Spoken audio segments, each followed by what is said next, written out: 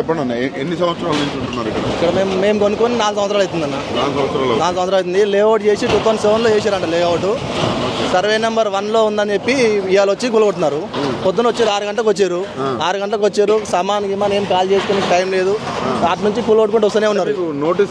Notice ఏమి ఇవ్వలేదు. మేము 5 సంవత్సరాల నుంచి హౌస్ ట్యాక్స్ కడుతున్నాము. హౌస్ కరెంట్ బిల్లు ఉన్నాయి, నల్ల బిల్లు ఉన్నాయి, అన్నీ ఉన్నాయి. G+1 గవర్నమెంటే ఇచ్చింది మాకు పర్మిషన్. లేఅవుట్కి పర్మిషన్ ఇచ్చిండు. మరి లేఅవుట్ చేసినప్పుడు ఎందుకు పర్మిషన్ ఇచ్చారు? మరి గవర్నమెంట్ ఆఫ్ ఎల్ఆర్ఎస్ ఎందుకు గడిచినారు? మున్సిపల్లో పర్మిషన్ G+1 2019లో G+1 పర్మిషన్ తీసుకున్నాం మేము. పర్మిషన్ కాపీ ఉంది, హౌస్ ట్యాక్స్ ఉంది. 5 సంవత్సరాల నుంచి హౌస్ ట్యాక్స్, ప్రాపర్టీ ట్యాక్స్ మొన్న కూడా వచ్చి కట్టుకొని పోయారు మున్సిపాలిటీ వాళ్ళు. సరే వాళ్ళు ఎవరో కోర్టులో వేస్తున్నారంట, కోర్టు కేసు కూడా నడుస్తుంది. వీళ్ళు ఇవాళ పొద్దున వచ్చినారు, కథ మొత్తం ఏం లేదు. మొత్తం నోటీస్ కాదు కదా, ఇన్ఫర్మేషన్ కూడా ఇవ్వలేదు. వచ్చి కూలగొడుతూనే ఉన్నారు డైరెక్ట్. ఇంత ముందు ప్రభుత్వాలు ఏం టచ్ చేయలేదు. వీడు వచ్చిన కాంచే, రేవంత్ రెడ్డి గారు వచ్చిన కాంచే ఇది మొత్తం జనాల్ని భయపెట్టేయడం ఒకటి. మొత్తం జనాల్ని భయపెట్టియాలి, దోసుకొని తినాలి అంతే. ఇప్పుడు సర్వే నెంబర్ 1లో కూలగొడుతున్నారు. సర్వే నెంబర్ 1 మొత్తంలో ఒకటే ప్లాట్ ఉందా? ఓన్లీ 200 గజాలే ఉందా? సర్వే నెంబర్ 1 మొత్తం ఎందుకు కూలగొట్టలేరు? పెద్ద పెద్ద అపార్ట్మెంట్స్ కట్టుకున్నారు సర్వే నెంబర్ 1లో. అవన్నీ ఎందుకు కూలగొట్టలేరు? మరి వాళ్ళు పెద్ద పెద్ద బడాబాబులను టచ్ చేసేవారు. ఓన్లీ చిన్న చిన్న రూమ్లు వేసుకున్న వాళ్ళని, చిన్న చిన్నవి ఏదైతే 200 గజాలు 100 గజాలు ఏదైతే పెద్దగా ఇష్యూ ఏమో వాళ్ళే కూలగొట్టున్నారు. ఇల్లు పోయింది. సామాన్ అంతా రోడ్ల మీదే ఉంది. మొత్తం అంతా సామాన్ అంతా రోడ్ల మీదే ఉంది. చిన్న చిన్న పిల్లలు ఉన్నారు. కనీసం మేము పొద్దున్నే అడిగినాం. హైడ్రా ఇన్స్పెక్టర్ వచ్చినప్పుడు అడిగినాం, మాకు ఒక 2 రోజులన్న టైం ఏంటి కాల్ చేసుకునే కంటే. లేదు చేసుకుంటే 1/2 అవర్లో కాల్ చేసుకుని, లేదంటే గుళ్ళు కొట్టేస్తాం మేము. తీసుకుంటున్నారు, గుంజుకుంటున్నారు, అవతల పడేస్తున్నారు. ఇంకో ఇల్లు లేదు, ఇది ఒక్కటే మేము కొన్నది. ఇది ఒకటే ప్రాపర్టీ, ఇది ఒక్కటే కష్టపడి కొనుక్కున్నాం మేము. అది కూడా మేము రేకులే మేము వేసుకున్నాం. అది చెప్పడమ్మా. అవునండి.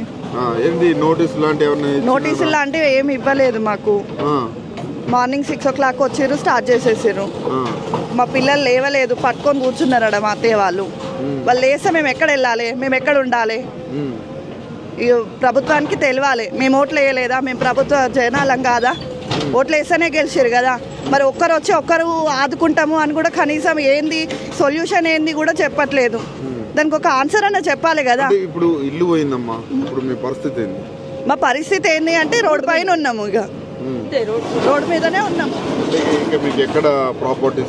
ఏం లేవు. ఊర్లో ఇంత ఎకరం అంత భూమి ఉంటే అది అమ్ముకొని వచ్చి ఇక్కడ కనుక్కున్నాము. ఇప్పుడు ఆడ పోయి ఉండడానికి కూడా ఏం లేదు, ఈడ కూడా లేదు. అసలు ఉండడానికి ప్లేస్ లేదు. మేము ఆధారపడి ఉన్నది ఏదో 4 షెడ్లు వేసుకొని రెంట్లు ఇచ్చుకొని రెంట్ల మీద బతుకుతున్నాము. ఇప్పుడు ఆ షెడ్డు లేదు, రెంట్లు లేవు. మేము ఎట్లా బతకాలి? మేము ఎట్లా ఉండాలి? అవును. వేరే ప్రభుత్వాలు ఉన్నాయి, టచ్ చేసినా వాళ్ళు ఎప్పుడు రాలేదు.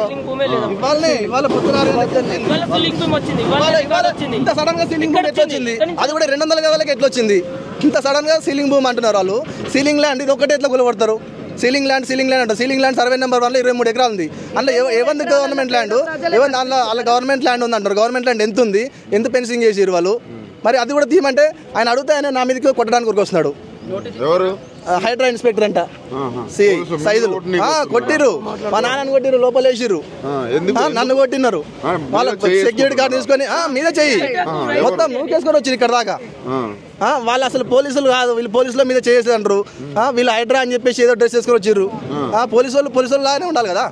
ఎవరు మాకేమో నోటీస్ ఇచ్చిరా? కనీసం మాకు గవర్నమెంట్ ట్యాక్స్ కట్టుకోలేదా? మున్సిపల్ పర్మిషన్ కి డబ్బులు కట్టుకోలేదా?